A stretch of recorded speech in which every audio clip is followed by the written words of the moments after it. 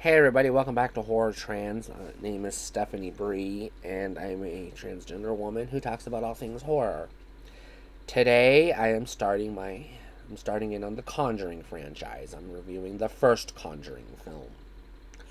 Now, I've only seen the first two Conjuring films, and there's a reason for that, which I will talk about when I get into this movie. So let's talk a little bit about the movie. It's a haunted house movie. That's what it is. But it's much deeper than that. You have ghost hunters who are um, giving lectures at colleges and museums and stuff, who are sharing stories of their ghost hunting experiences. And then you have a family who moves into a house that is haunted, and haunted house ensues.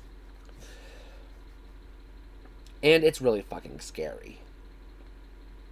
And throughout it all, you learn a little bit about the history of the house and what happened there. And then the family eventually makes contact with the ghost hunters, and they attempt to exorcise the ghost. And I say attempt because things go awry. And then the evil spreads to their home, their family home. And eventually, things get shitty. The shit hits the fan, we'll say. And it gets really fucking intense. So what's interesting about this is it does have ties, and I'm not going to get into the specifics, but it does have ties to the Amityville horror franchise. So brace yourself. If you've found the Amityville horror movies scary, you're most likely going to find The Conjuring scary. It took me 3 days to watch The Conjuring. That's how scary this movie is. I would watch it for a little bit, get too scared, and have to turn it off and take a break. And then try again the next day after I'd calmed down and, whatnot, and I was ready to give it another shot. It took me 3 days to watch The Conjuring. This movie is so fucking scary.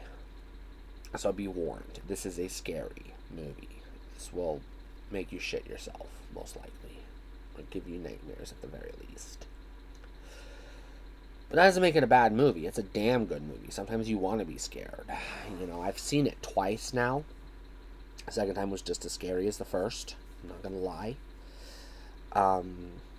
And it will hold your attention because it is creepy as fuck. And it has an interesting story. What happened in that house. It's quite interesting. And it was good enough, popular enough, it spawned a whole fucking franchise.